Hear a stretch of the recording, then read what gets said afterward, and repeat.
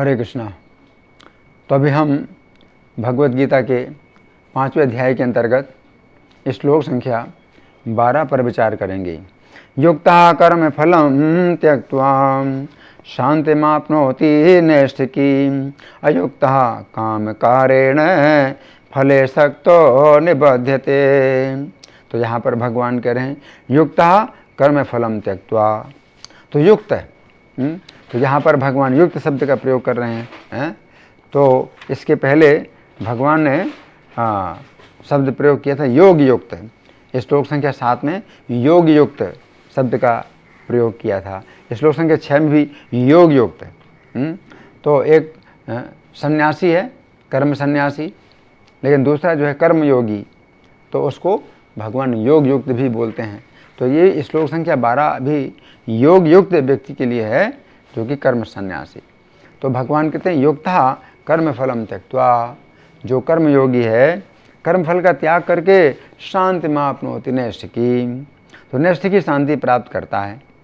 नैष्ठिकी शांति का मतलब है सदा रहने वाली। ऐसी शांति नहीं कि कुछ देर के लिए शांति मिल जाती है और फिर से दर्द शुरू हो जाता है। आजकल की जो दर्द की गोलियां होती हैं उसी प्रकार की होती हैं कि कुछ समय के लिए दर्द चला जाता है और फिर दर्द वापस आ जाता है, फिर से अशांति शुरू हो जाती है। लेकिन यहाँ पर भगवान कह रहे हैं कि शांति माप्नोति नैष्ठिकीम्, नैष्ठिकी शांति प्राप्त करता है। तो एक चीज़ त्याग करता है तो दूसरी चीज़ प्राप्त करता है। तो त्यागता क्या है? कर्म का फल। तो प्राप्त करता क्या? शांति। और कैसी? नैष्ठिकी शांति। अयुक्तः काम कारेण, दूसरा है अयुक्त। तो जो योग युक्त नहीं है, वो श्री कृष्ण की भक्ति से युक्त नहीं है, अयुक्त है। काम कारेण फले सक्तो निबध्यते। तो चूंकि वो काम के कारण कर्म फल को भोगने के कारण फल में आसक्त है और बंधता है, तो वो अशांति प्राप्त करता है। अब हम सुनेंगे प्रभुपाद तात्पर्य में क्या लिखते हैं। श्रील प्रभुपाद की जय। एक कृष्ण भावना भावित व्यक्ति तथा एक देहात्म बुद्धि वाले व्यक्ति में ये अंतर है कि पहला तो श्री कृष्ण के प्रति आसक्त रहता है, जबकि दूसरा अपने कर्मों के फल के प्रति आसक्त रहता है। तो प्रभुपाद यहाँ पर समझा रहे हैं कि युक्त और अयुक्त में क्या अंतर है। जो कर्म सन्यासी है तो उसकी बात तो अलग है कि उसका जो है एकांत में उसको करना होगा ध्यान, बिल्कुल एकांत में रहेगा, तो वो तो बहुत कठिन रास्ता है। लेकिन दूसरा जो रास्ता है सरल, तो उसमें विशेष बात क्या है? श्री कृष्ण से जुड़ना है और कर्म फल का त्याग करना है। तो प्रभुपाद समझा रहे हैं कि अंतर ये है। क्या अंतर है? एक युक्त है, दूसरा अयुक्त है। तो युक्त का मतलब कृष्ण से जुड़ा हुआ है।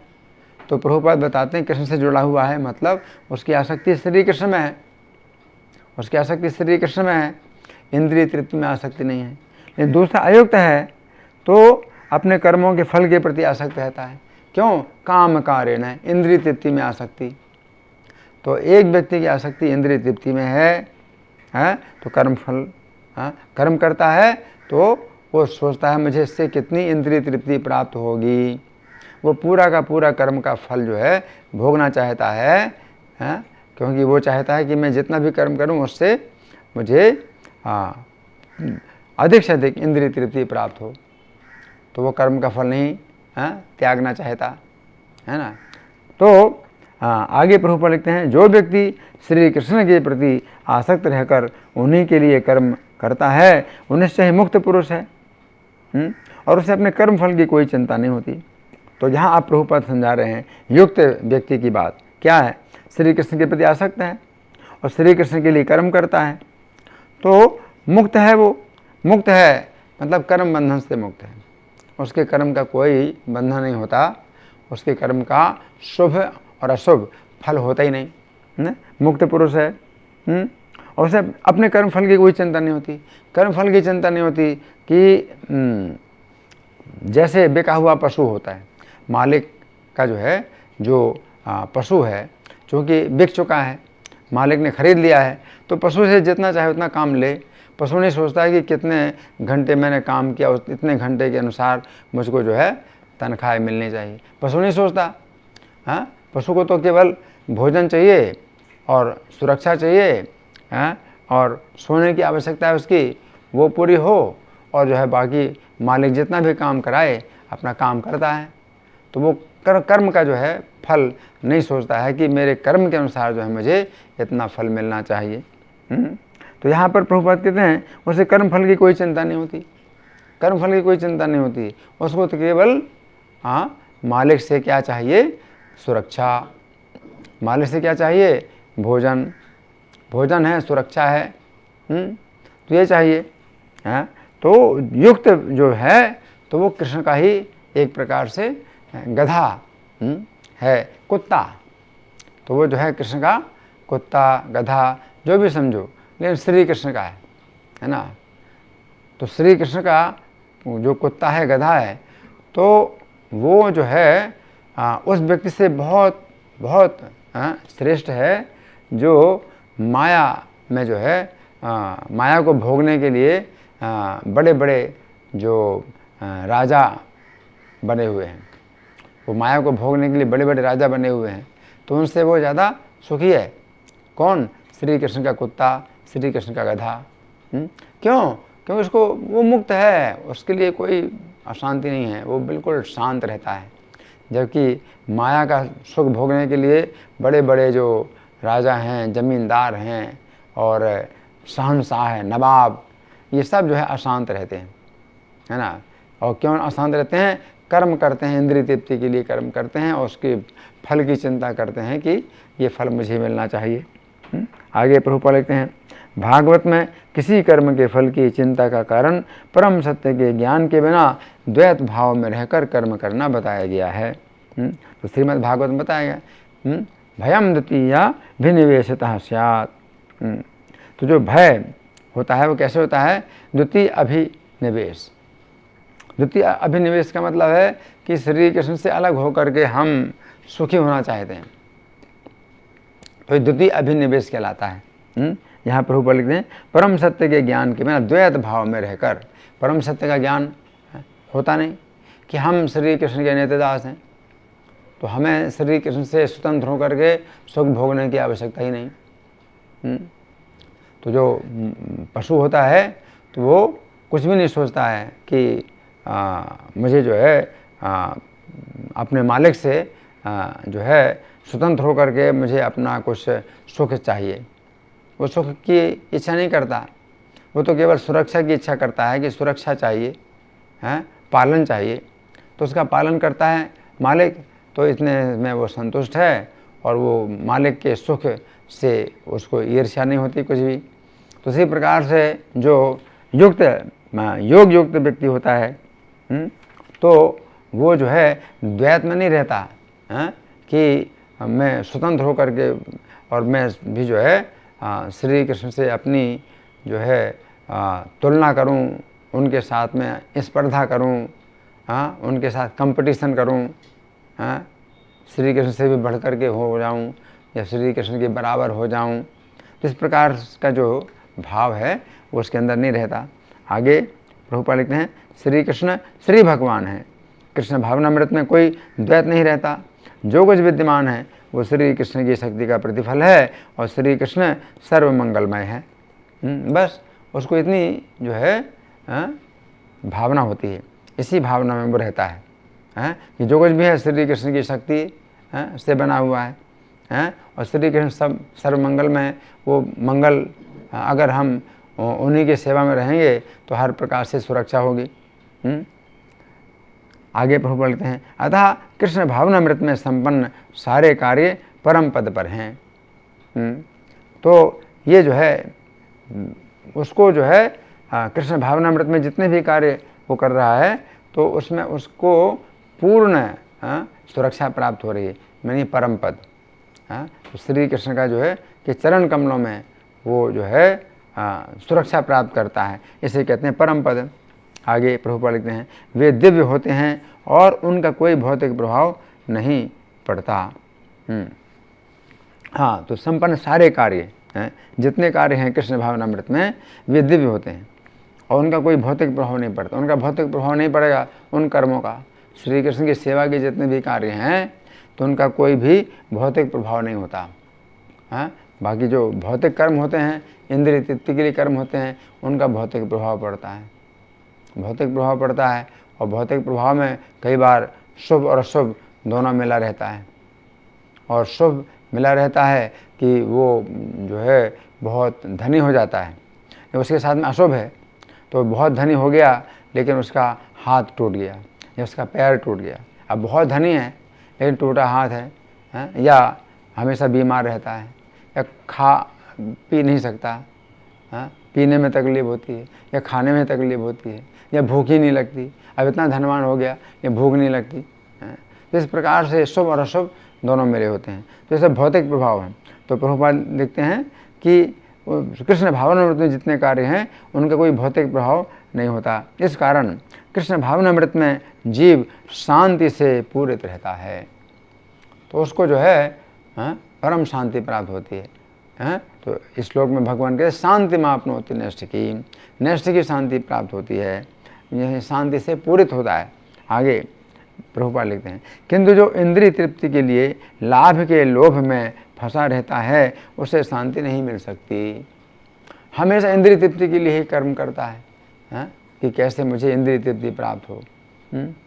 तो किसी भोजन में स्वाद मिल रहा है तो वो स्वाद जो है फिर नहीं मिलता है, तो वो सोचता है कि स्वाद क्यों नहीं मिल रहा है, स्वाद क्यों नहीं मिल रहा है, तो फिर ये खाए फिर वो खाए, वो स्वाद के ही पीछे पड़ा रहता है कि अशांत रहता है कि पहले स्वाद मिला था उसी चीज़ में अब स्वाद नहीं मिल रहा है।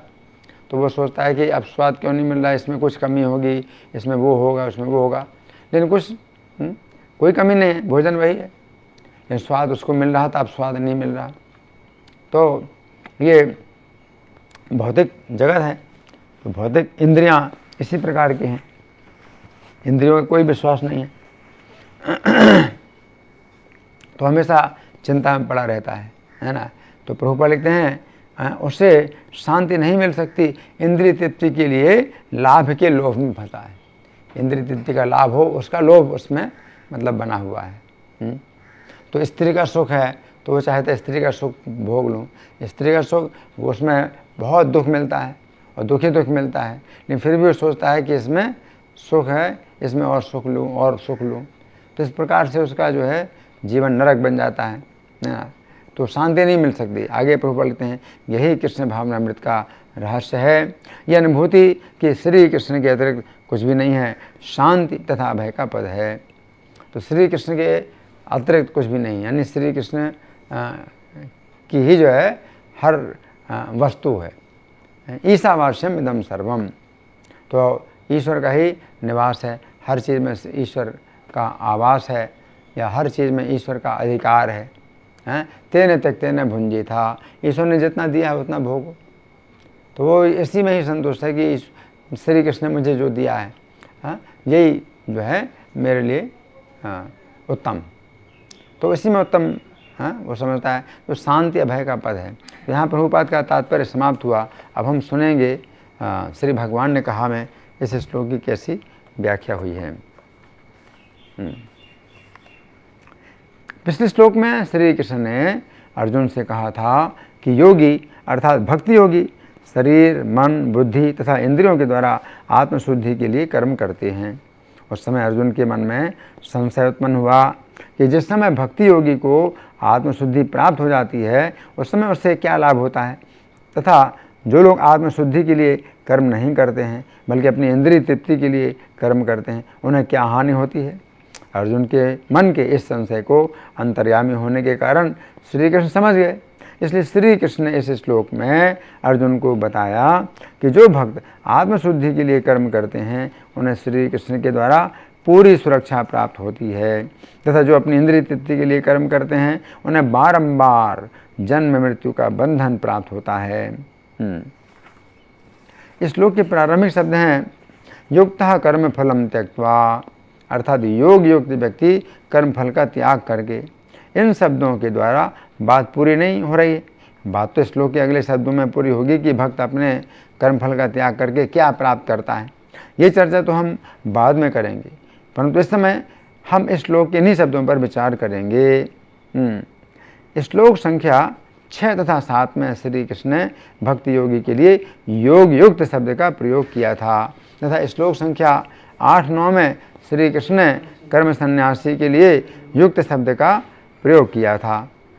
इस प्रकार हमने विचार किया था कि भक्ति योगी के लिए जो उपयुक्त शब्द है वह है योग युक्त तथा कर्म सन्यासी के लिए जो उपयुक्त शब्द है वह है युक्त।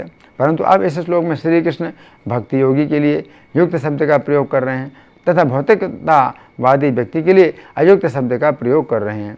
अब हमें समझना है कि श्री कृष्ण ने जिस समय कर्म सन्यासी के लिए युक्त शब्द का प्रयोग किया था उस समय युक्त शब्द का अर्थ योग युक्त न होकर ज्ञान युक्त था, अर्थात ऐसा व्यक्ति जो निष्क्रिय ब्रह्म का चिंतन करता है। परंतु यहाँ पर श्री कृष्ण जिस समय भक्ति योगी के लिए युक्त शब्द का प्रयोग कर रहे हैं उस समय युक्त शब्द का अर्थ योग युक्त ही समझना चाहिए। श्री कृष्ण यहाँ पर योग युक्त शब्द के स्थान पर युक्त शब्द का प्रयोग इसलिए कर रहे हैं ताकि इसके विपरीत जो अयुक्त शब्द है उस शब्द का प्रयोग वे भौतिकतावादी के लिए कर सकें तथा दिखा सकें कि जिस प्रकार युक्त तथा अयुक्त शब्द एक दूसरे के विपरीत हैं उसी प्रकार भक्त तथा भौतिकतावादी हैं, उन दोनों की गति एक दूसरे के सर्वथा विपरीत होती है। तो यहाँ पर श्री कृष्ण कह रहे हैं कि भक्त अपने कर्म फल का त्याग करता है। तो इस श्लोक के तात्पर्य में श्रील प्रभुपाद लिखते हैं, जो व्यक्ति श्री कृष्ण के प्रति आसक्त रहकर उन्हीं के लिए कर्म करता है वो निश्चय ही मुक्त पुरुष है और उसे अपने कर्म फल की कोई चिंता नहीं रहती। इति हमें समझना चाहिए कि भक्त श्री कृष्ण की प्रसन्नता के लिए कर्म करता है, अतः वह अपने कर्म का यही फल मानता है कि उसे श्री कृष्ण की प्रसन्नता प्राप्त हो। इस प्रकार यहाँ पर श्री कृष्ण कह रहे हैं कि भक्त अपने कर्म फल की चिंता इसलिए नहीं करता है क्योंकि उसे केवल श्री कृष्ण को ही प्रसन्न करने की चिंता होती है। इस श्लोक के अगले शब्द हैं शांतिम आपनोति नैष्ठिकी, अर्थात वह नैष्ठ की शांति प्राप्त करता है। यहाँ पर नैष्ठ की शांति का अर्थ है स्थिर रहने वाली तृप्ति। इसका अर्थ है कि जो भक्त श्री कृष्ण की प्रसन्नता के लिए कर्म करता है तथा कर्म फल की चिंता नहीं करता है उसे सदा रहने वाली तृप्ति प्राप्त होती है। इसका अर्थ यह भी है कि उसे किसी भी समय भय नहीं प्राप्त होता है। गीता 14:2 में श्री कृष्ण कहते हैं कि उनका भक्त इस सृष्टि के प्रलय के समय भी व्यथित नहीं होता है। ये बात समझने की है कि जिस समय सृष्टि का प्रलय होता है उस समय सभी प्राणियों का विनाश हो जाता है। उस समय कौन व्यक्ति ऐसा है जो व्यथित ना हो? उस समय श्री कृष्ण का भक्त श्री कृष्ण के धाम में रहकर संपूर्ण सृष्टि का प्रलय देखता है तथा उसे किसी भी प्रकार की व्यथा नहीं होती है क्योंकि वो सदा श्री कृष्ण के द्वारा सुरक्षित रहता है। इस भौतिक जगत में लोगों को यदि कुछ समय के लिए दुखों से राहत मिल जाती है तो वे कहते हैं कि मुझे बड़ी शांति प्राप्त हो रही है। श्रील प्रभुपाद कहा करते थे कि जिस व्यक्ति को अस्पताल में लिटाकर उसके शरीर में कई सुइयां लगाई जाती हैं उससे भी जिस समय पूछा जाता है कि उसे कैसा लग रहा है उस समय वह उत्तर देता है कि उसे बड़ी शांति मिल रही है। इस भौतिक जगत में शांति का स्तर यही है। इस जगत में जो व्यक्ति कृष्ण भावना भावित नहीं है उसे सदा मृत्यु का भय बना रहता है, परंतु अपने अज्ञान के कारण जिस समय वह अपनी आने वाली मृत्यु को भूल जाता है उस समय वह शांति का अनुभव करता है। परंतु ये असली या नित्य शांति नहीं है, परंतु जो भक्त श्री कृष्ण के धाम में रहता है वो शांति प्राप्त करता है, अथवा यदि वह इस भौतिक जगत में रहता है उस समय भी वह श्री कृष्ण के संरक्षण में शांति प्राप्त करता है। अभी हमने चर्चा की थी कि नैष्ठ की शांति का अर्थ है स्थिर रहने वाली शांति। श्रीमद् भागवत के एक श्लोक 10:1-13 में परीक्षित महाराज श्रील सुखदेव गोस्वामी से कहते हैं कि हे मुने, मैं आपके मुख से निकलती हुई श्री कृष्ण कथा को सुनते हुए इतनी अधिक तृप्ति का अनुभव कर रहा हूँ कि जल भी न ग्रहण करते हुए मुझे भूख तथा प्यास की कोई भी बाधा नहीं हो रही है। उक्त श्लोक के तात्पर्य में श्रील प्रभुपाद लिखते हैं, सारा संसार आध्यात्मिक प्यास के कारण कष्ट उठा रहा है, प्रत्येक जीव आध्यात्मिक आत्मा है और उसे अपनी भूख प्यास मिटाने के लिए आध्यात्मिक भोजन की आवश्यकता पड़ती है। किंतु दुर्भाग्य ही कहेंगे कि संसार श्री कृष्ण कथा के अमृत से सर्वथा अनजान है।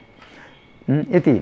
तो यहाँ पर श्री कृष्ण कह रहे हैं कि जो भक्त अपने कर्मों के द्वारा श्री कृष्ण को प्रसन्न करता है उसे आध्यात्मिक तृप्ति प्राप्त होती है। इस श्लोक की दूसरी पंक्ति के प्रारंभिक शब्द हैं अयुक्तः काम कारेण, अर्थात भौतिकतावादी व्यक्ति कामना से बंधा है। यहाँ पर काम कारेण का अर्थ है कामना के कारण। तो यहाँ पर बात पूरी नहीं हो रही है। कामना के कारण अयुक्त व्यक्ति की क्या गति होती है, ये बात तो अगले शब्दों में बताई जाएगी। परंतु यहाँ पर हमें समझना है कि भक्त श्री कृष्ण के परायण अर्थात आश्रित होता है, जबकि अभक्त काम के परायण अर्थात आश्रित होता है। गीता 5:29 में श्री कृष्ण अपने आप को सभी प्राणियों का मित्र बताते हैं तथा गीता 3:37 में वे काम को सभी प्राणियों का शत्रु बताते हैं। श्री कृष्ण के आश्रित भक्त सदा तृप्ति प्राप्त करते हैं तथा काम के आश्रित अभक्त सदा अतृप्ति तथा अशांति प्राप्त करते हैं।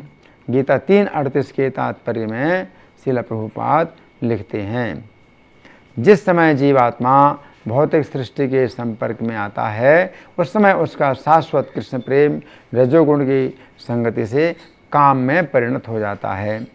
अतः जीवात्मा का सबसे बड़ा शत्रु काम ही है, जो विशुद्ध जीवात्मा को इस संसार में फंसे रहने के लिए प्रेरित करता है।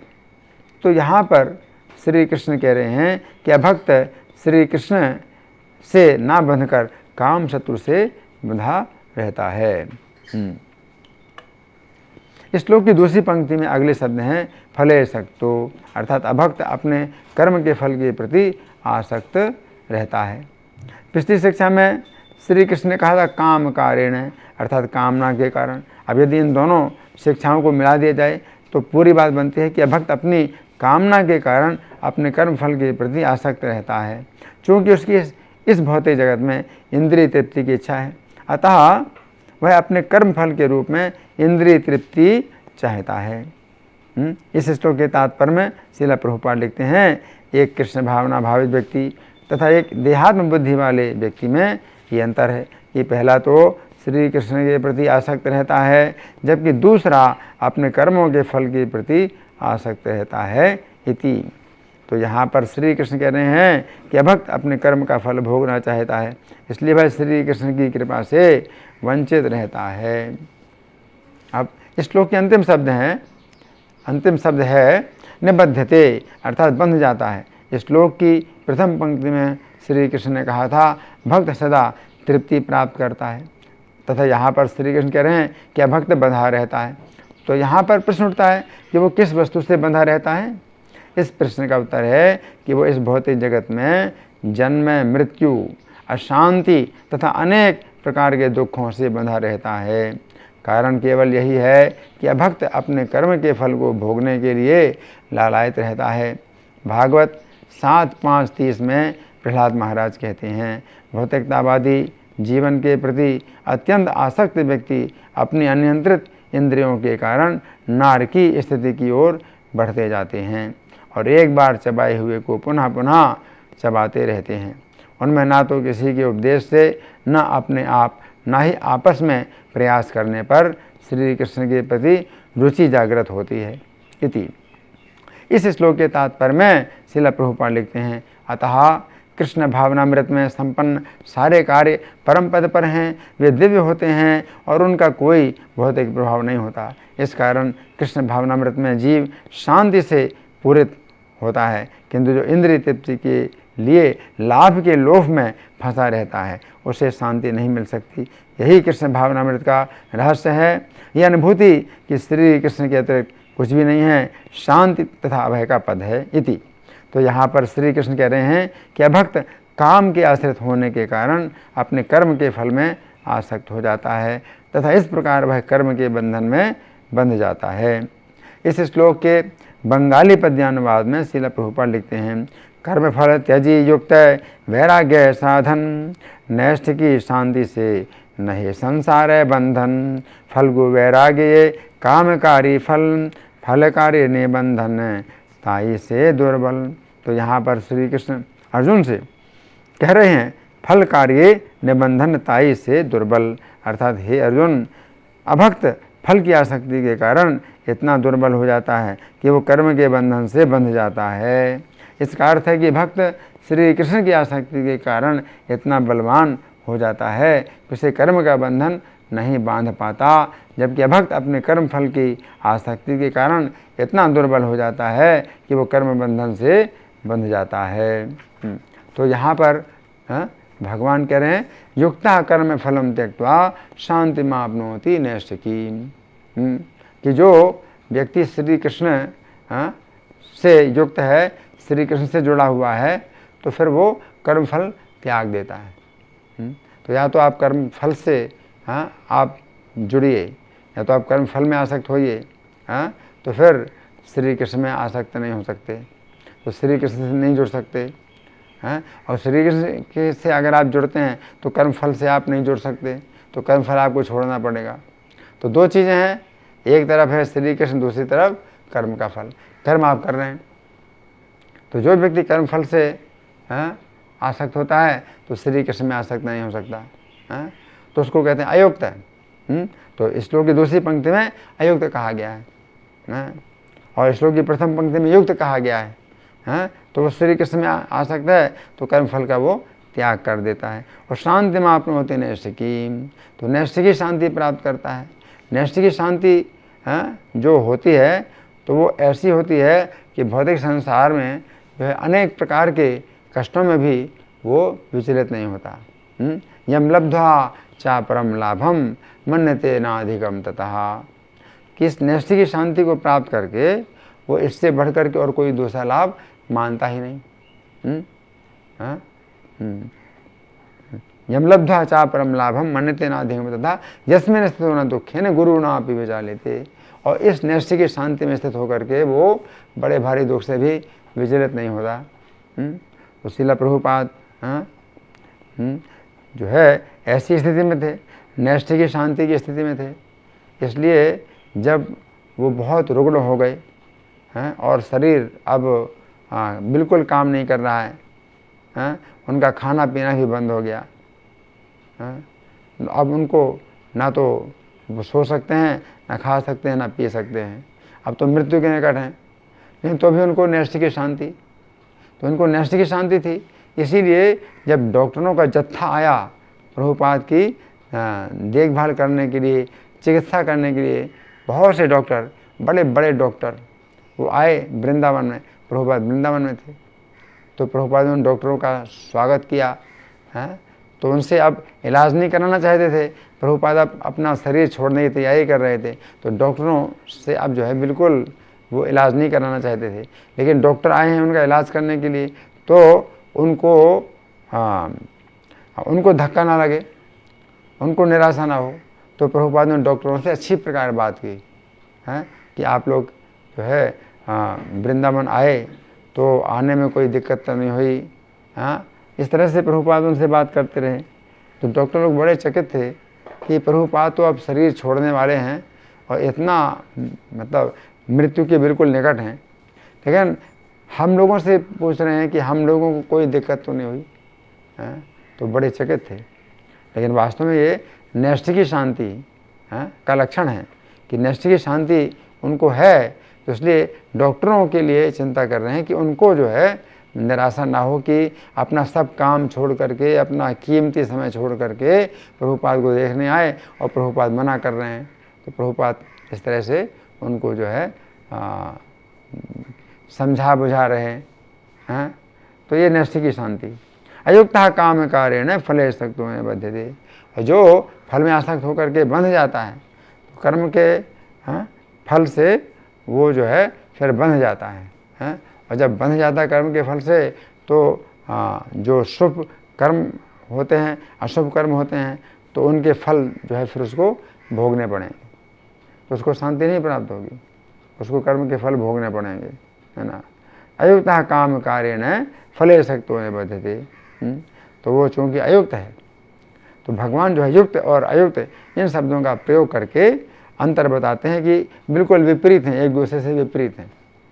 जो भौतिकतावादी व्यक्ति है ना, उसमें तो सामान्य लोग यही कहते हैं गीता में तो कर्म करने के लिए कहा गया है तो हम भी कर्म करते हैं। लेकिन गीता में भगवान जब कर्म करने की बात बताते हैं तो किस प्रकार से कर्मफल त्यक्त्वा, कर्मफल का त्याग करके, तो वे तो कर्मफल का त्याग करते नहीं। हाँ, गीता में तो कर्म करने के लिए कहा गया है, हम कर्म करते हैं, इस प्रकार की बातें करते हैं।